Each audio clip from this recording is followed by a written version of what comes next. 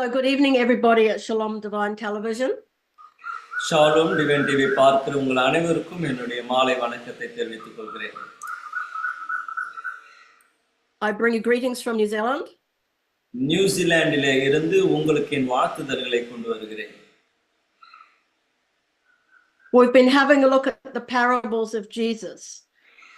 இயேசுவினுடைய ஓமைகளை குறித்து நாம் பார்த்து கொண்டு வருகிறோம். Today I want to have a look at some parables about a wedding feast. இந்த நாளிலே இன்னும் சில ஓமைகளை குறித்து நாம் பார்க்க போகிறோம். We remember that every parable tells a story that has a heavenly meaning. நாம் பார்க்கும்போது எல்லா ஓமைகளுக்கும் ரெண்டு விதமான காரியங்கள் இருக்கிறது. அதிலே ஒன்று பரலோக ரகசியங்களை அடக்கியதாய் இருக்கிறது. So I want to start in Matthew 25 with the parable of the 10 virgins. மத்தேயு சுவிசேஷம் 28 இருந்து 10 கன்னிகைகளை குறித்து உங்கள் மத்தியிலே நான் பேச விரும்புகிறேன்.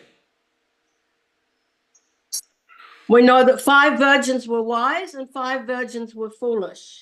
இதிலே நமக்கு தெரிந்த காரியம்தான் 5 கன்னிகைகள் ஞானம் உள்ளவர்கள், 5 கன்னிகை ஞானமற்றவர்களாய் இருந்தார்கள். And starts off, in the kingdom of heaven shall be likened to 10 virgins who took their lamps and went out to meet the bridegroom. அங்கே இவ்விதமாய் ஆரம்பிக்கப்படுகிறது. அப்பொழுது பரலோக ராஜ்யம் தங்களை தீவெட்டிகளை பிடித்துக் கொண்டு மணவாளனுக்கு எதிர்கொண்டு போக புறப்பட்ட 10 கன்னிகைகளுக்கு ஒப்பாயிருக்கிறது. Now 5 of them were wise and 5 were foolish. Those who were foolish took their lamps and took no oil with them, but the wise took oil in their vessels with their lamps. 4 வசனம் வரைக்கும் அவர்கள் 5 பேர் புத்தி உள்ளவர்களும் 5 பேர் புத்தி இல்லாதவர்களுமாய் இருந்தார்கள். புத்தி இல்லாதவர்கள் தங்கள் தீவெட்டிகளை எடுத்து கொண்டு போனார்கள், எண்ணெயோ கூட கொண்டு போகவில்லை. புத்தி உள்ளவர்கள் தங்கள் தீவெட்டிகளோடு கூட தங்கள் பாத்திரங்களில் எண்ணெயையும் கொண்டு போனார்கள். But while the bridegroom was delayed, they all slumbered and slept.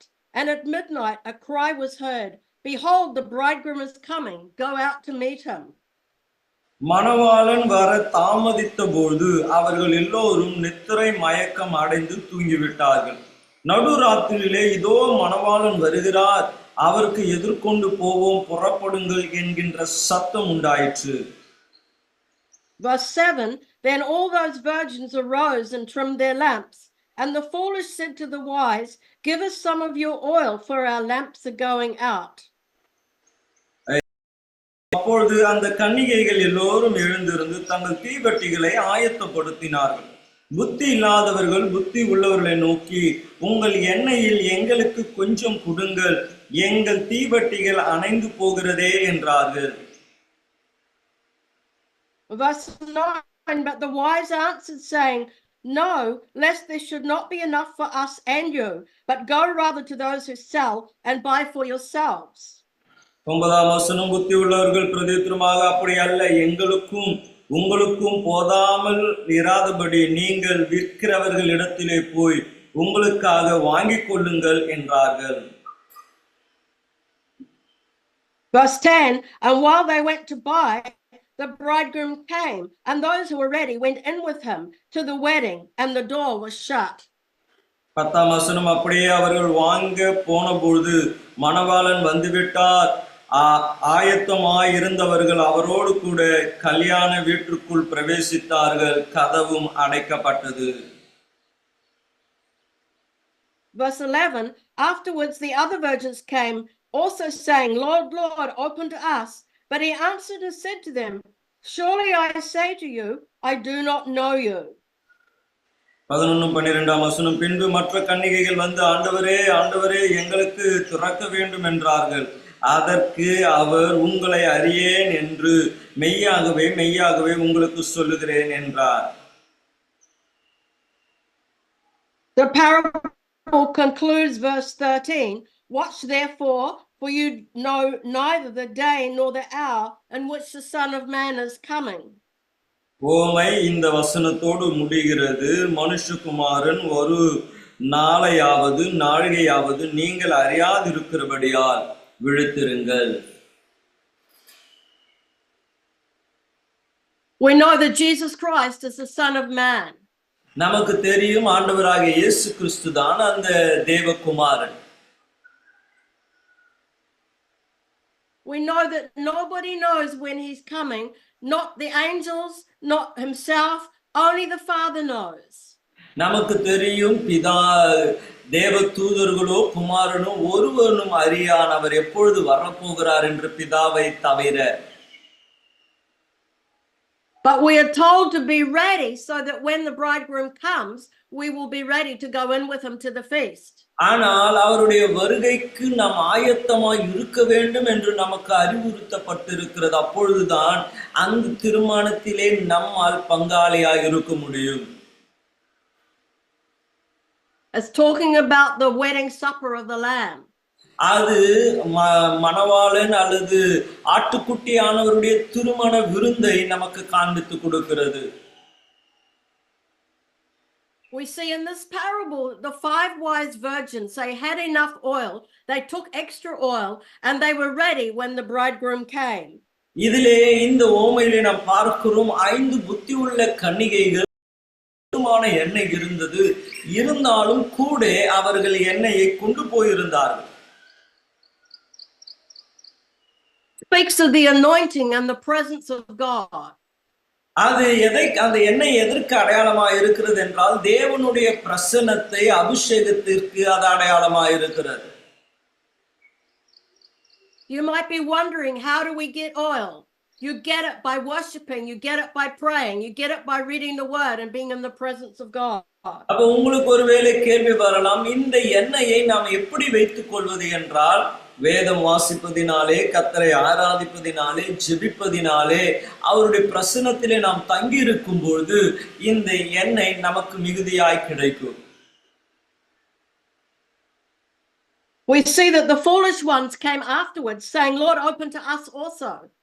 அதை தொடர்ந்து நம்ம வாசிக்கிறோம், புத்தி இல்லாதவர்கள் பின்பதாய் வந்து வாசலை தட்டுகிறார்கள், நாங்களும் திருமண விருந்திற்கு வர வேண்டும் என்று சொல்லி. We know that they had no oil, they had no anointing, they had no presence of the Lord. நாம் பார்க்கிறோம், அவர்களுக்கோ எண்ணெய் இல்லை, அவர்களிடத்திலே தேவ பிரசன்னம் இல்லை, அதற்கான வேத வாசிப்பு ஜெபம் இல்லாத வாழ்க்கையாயிருந்தது. Verse 12, he answered and said, surely I say to you, I do not know you. அங்கே 12ஆம் வசனத்திலே வாசிக்கிறோம், அதற்கு அவர் உங்களை அறியேன் என்று மெய்யாகவே உங்களுக்கு சொல்லுகிறேன் என்றார். So to be able to enter into heaven and enter into the marriage supper of the Lamb, we have to be in relationship with the Lord. அப்போ பரலோகத்திற்குள்ளே பிரவேசிக்க, இந்த திருமண விருந்திலே கலந்து கொள்ள தேவனோடு நல் உறவு உடையவர்களாய் நாம் இருக்க வேண்டும். I want to read from Matthew 7 verses 21 to 23. மத்தேயு சுவிசேஷம் 7ஆம் அதிகாரம் 21ஆம் வசனத்திலிருந்து 23ஆம் வசனம் வரைக்கும் நான் வாசிக்க விரும்புகிறேன். It says, not everyone who says to me, Lord, Lord, shall enter the kingdom of heaven, but he who does the will of my Father in heaven. அங்கே சொல்லப்படுகிறது, பரலோகத்தில் இருக்கிற என் பிதாவின் சித்தத்தின்படி செய்கிறவனே பரலோகத்தில் பிரவேசிப்பானே அல்லாமல் என்னை நோக்கி கர்த்தாவே கர்த்தாவே என்று சொல்லுகிறவன் அதில் பிரவேசிப்பதில்லை. So notice those that enter heaven are the ones that do the will of the Father. அப்ப யார் பரலோகத்திற்குள்ளே கடந்து போவா? தேவனுடைய வேலையை சித்தத்தை நிறைவேற்றுகிறவன் தான். Many will say to me in that day, Lord, Lord, have we not prophesied in your name, cast out demons in your name, and done many wonders in your name? Then I will declare to them, I never knew you. Depart from me, you who practice lawlessness. அந்நாளிலே அநேகர் என்னை நோக்கி, கர்த்தாவே கர்த்தாவே, உமது நாமத்தினாலே தீர்க்க தரிசனம் உரைத்தோம் அல்லவா, உமது நாமத்தினாலே பிசாசுகளை துரத்தினோம் அல்லவா, உமது நாமத்தினாலே அநேக அற்புதங்களை செய்தோம் அல்லவா என்பார்கள். அப்பொழுது நான் ஒரு காலமும் உங்களை அறியவில்லை, அக்கிரமம் செய்யும் காரரே என்னை விட்டு அகன்று போங்கள் என்று அவர்களுக்கு சொல்லுவேன். Here we have to emphasize the words, I never knew you. In other words, there was no relationship. இங்கே நான் ஆழமாய் சொல்ல விரும்புகிற வார்த்தை, உங்களை நான் அறியேன் என்று சொல்லி, அதாவது அவர்களுக்கும் தேவனுக்கும் ஒரு தொடர்பும் இல்லை. And then it says, you who practice lawlessness. This means people that do not follow the commands of God. அங்கே அது தொடர்ச்சியா சொல்லப்படுகிறது, அக்கிரமம் செய்யும் காரர்களே என்று சொல்லி, தேவனுடைய பிரமாணங்களை கைக்கொள்ளாதவர்களாய் இருக்கிறார்கள். So it's very important that we're in relationship with the Lord. ஆகவே தேவனோடு கூட நல்வுறவு வைத்துக் கொள்வது மிகவும் முக்கியமான ஒன்றாய் இருக்கிறது. I want to also read the parable of the faithful servant and the evil servant, found in Luke 12, verses 35 to 48. லூக்கா சுவிசேஷம் 12ஆம் அதிகாரத்திலே உண்மை உள்ள வேலைக்காரன் அநீதியான வேலைக்காரனை குறித்து நான் சொல்ல விரும்புகிறேன். 34ஆம் வசனத்திலிருந்து நாம் அதை வாசிக்கலாம். Luke 12, starting at verse 35, says, let your waist be girded and your lamps burning, and you yourselves be like men who wait for their master when he will return from the wedding, that when he comes and knocks, they may open to him immediately. லூக்கா சுவிசேஷம் 12ஆம் அதிகாரம் 35ஆம் வசனம், உங்கள் அறைகளை கட்டப்படத்தக்கதாகவும் உங்கள் விளக்குகள் எரிகிறதாகவும் அவருக்கு திறக்கும்படி எப்பொழுது வருவார் என்று காத்திருக்கிற மனுஷருக்கு ஒப்பாகவும் இருங்கள். Notice it started off saying, let your waist be girded. In other words, be dressed with garments of salvation and your lamps burning. அங்கே நீங்கள் ஆரம்பிக்கும் பொழுதே வாசிக்கிறோம், அறைகளை கட்டப்படத்தக்கதாகவும் உங்கள் விளக்கு எரிகிறதாகவும் அவர் எஜமானன் வரும்போது உங்கள் கிரியைகள் உங்கள் வஸ்திரங்கள் நன்றாய் இருக்க வேண்டும், விளக்கு எரிய வேண்டும் என்று வாசிக்கிறோம். And then be ready to open the door immediately he returns.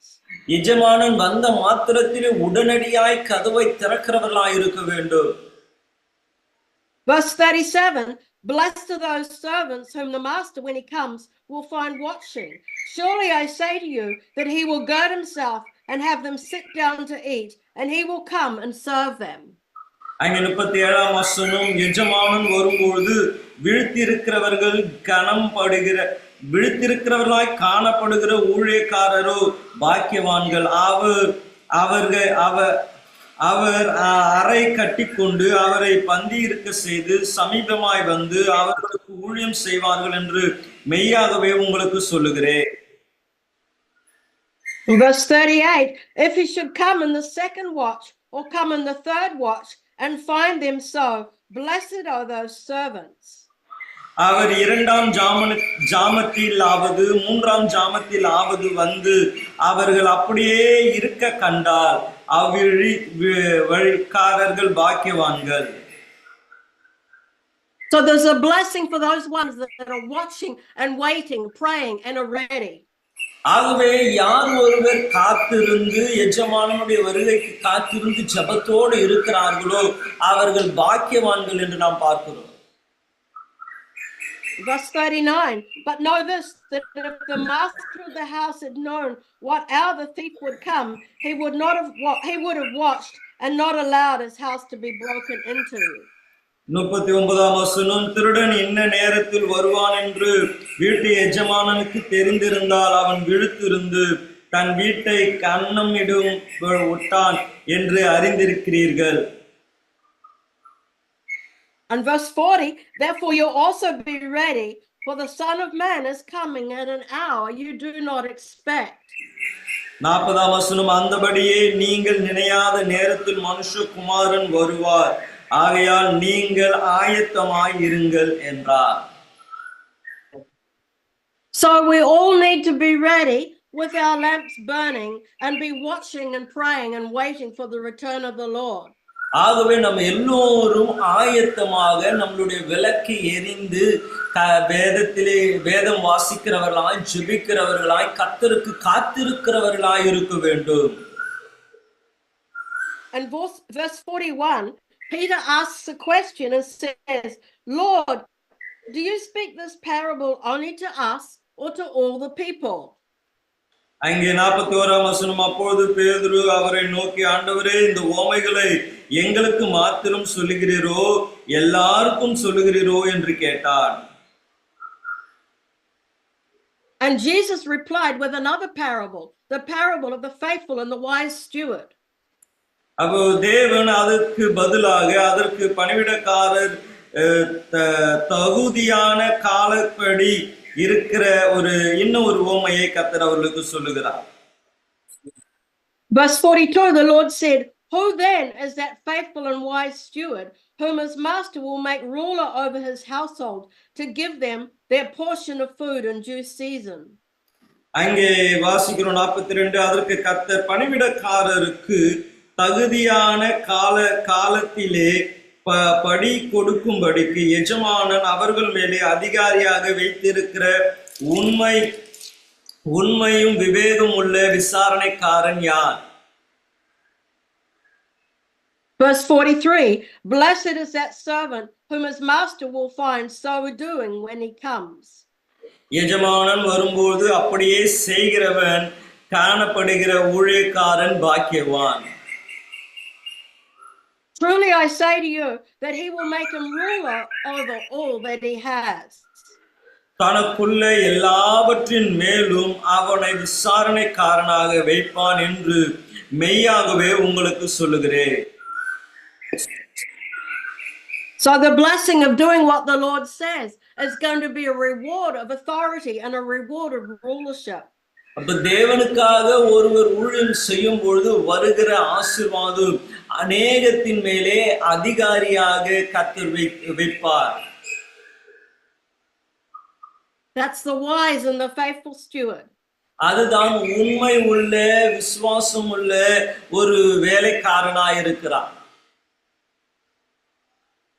Then verse 45 tells us about the evil, the wicked servant. 45ஆம் வசனம் அதிலே தீமையான ஒரு ஊழியக்காரனை குறித்து சொல்லப்படுகிறது. If that servant says in his heart, my master is delaying his coming, and begins to beat the male and female servants, and to eat and drink and be drunk, the master of that servant will come on a day when he's not looking for him, at an hour when he's not aware, and will cut him in two and appoint him his portion with the unbelievers. அங்கே 45-46ஆம் வசனம், அந்த ஊழியக்காரனோ தன் எஜமானன் வர நாள் செல்லும் என்று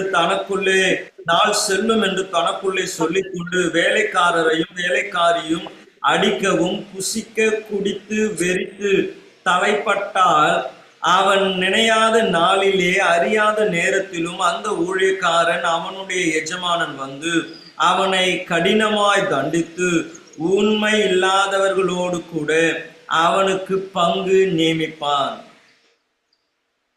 Verse 47, and that servant who knew his master's will and did not prepare himself or do according to his will shall be beaten with many stripes. 47ஆம் வசனம், தன் எஜமானுடைய சித்தத்தை அறிந்து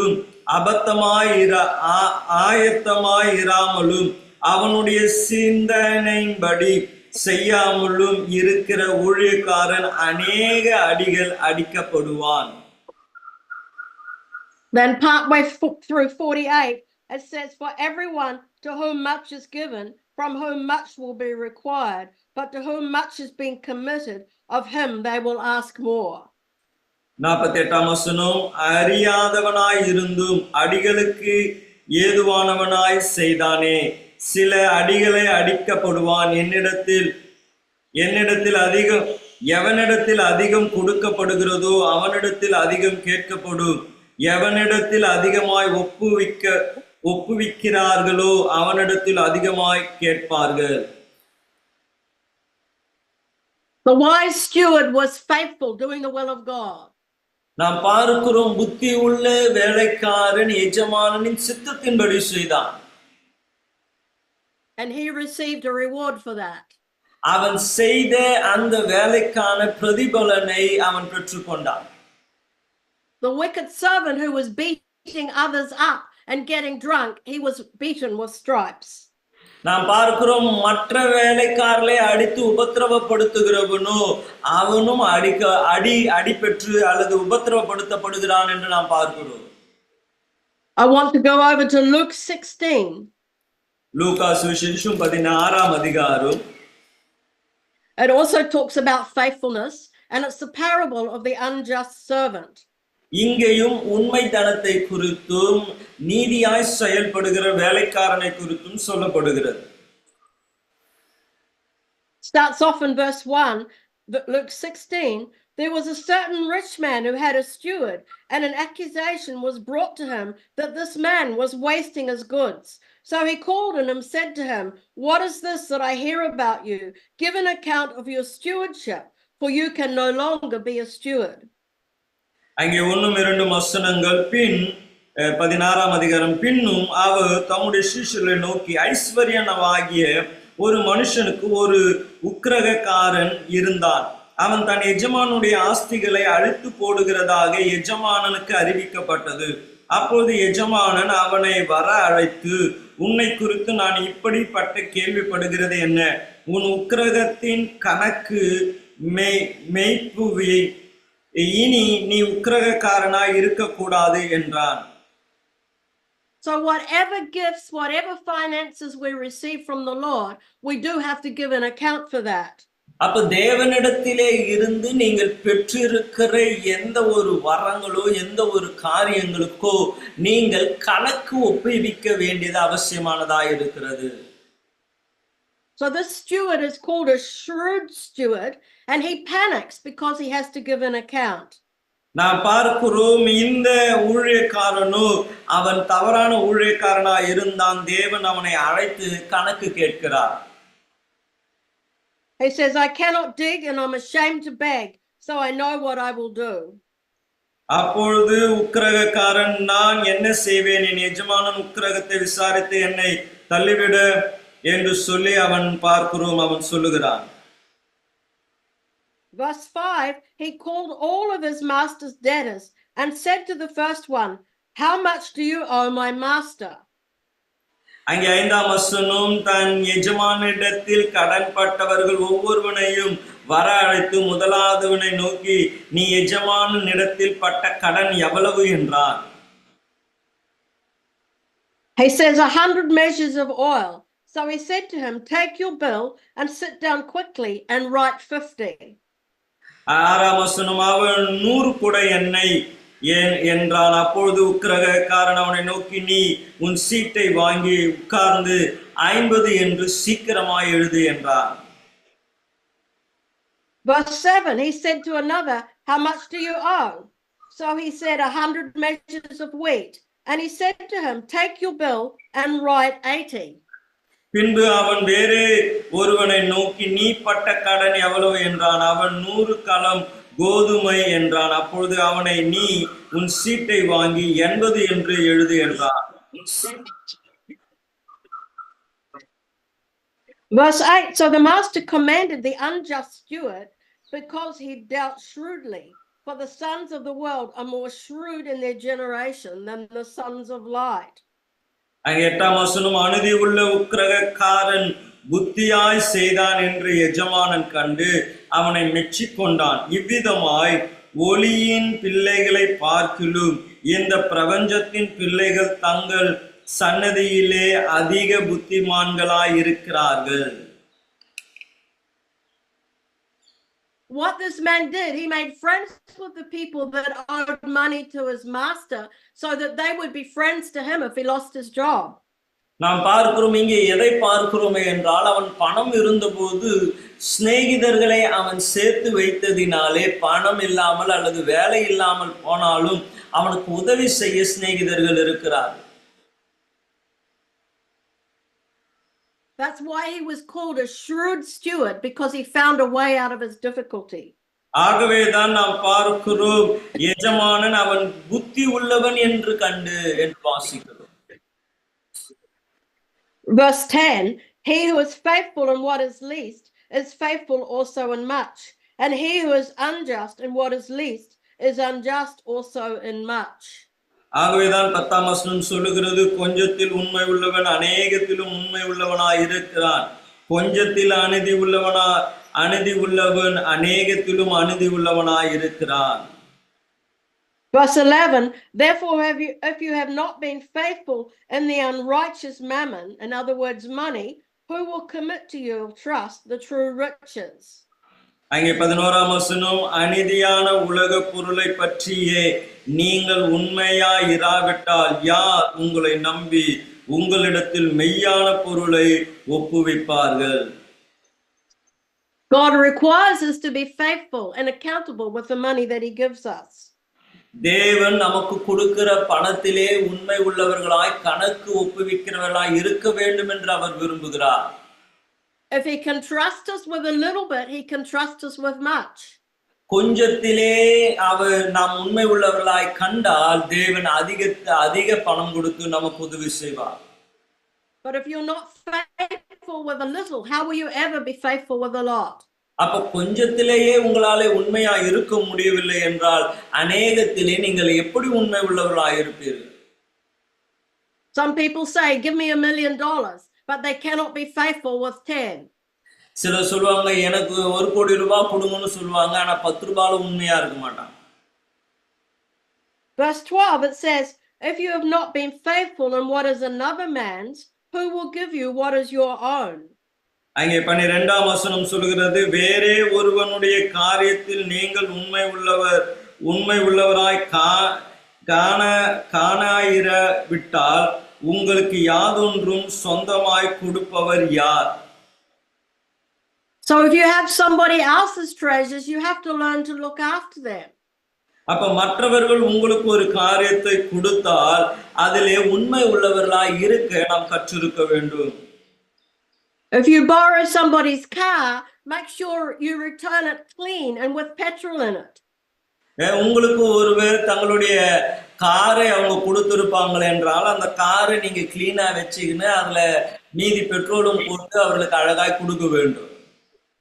If you borrow somebody's spade, make sure you don't leave it out in the rain to get rusty.